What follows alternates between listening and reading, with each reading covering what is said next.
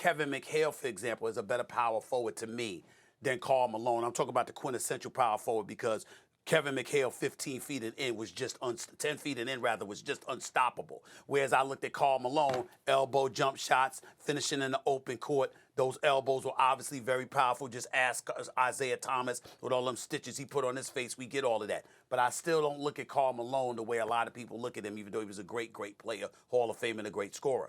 When you talk about Akeem Olajuwon, we know how great he was as a center. But in the same breath, when you're playing with your back to the basket, as phenomenal as he was, and we know that he's one of the creme de la cremes, the elite there is, we get all of that. The flip side to it is that you've got big bodies opposing you and stuff like that. So even though he was dominant with his greatness, it's a little bit different. Here's the deceptive part about Steph Curry, and it's a tribute to what you're saying.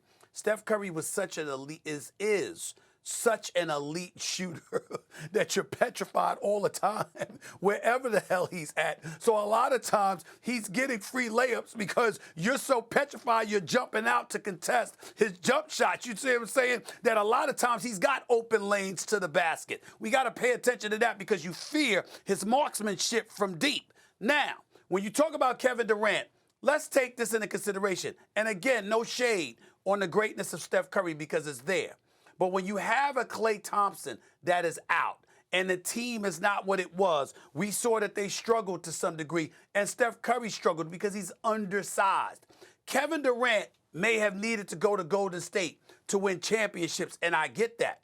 But what Kevin Durant gives you, he consistently gives you. What we've lamented about Kevin Durant is the lack of assertiveness. The fact that he should shoot the ball a lot more. That he shouldn't be as deferential and as trusting as some of his other teammates. You were a teammate with Kevin Durant in Oklahoma City. You know what this brother brings to the table, and you know it's reliable. Perfect example was this season. They were the number one with James Harden hobbled and wanting out, and Kyrie Irving exiled because of the New York City mandate. Kevin Durant had the Brooklyn Nets as the number one seed in the Eastern Conference. He gets injured, they fall to 10.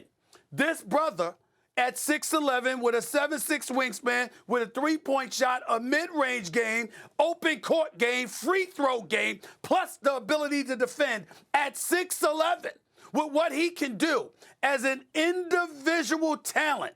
For me, I can put Steph ahead of him because of his resume. I can do all of that. And leadership, I get all of that. And not tolerating nonsense and supporting that. I got all of that.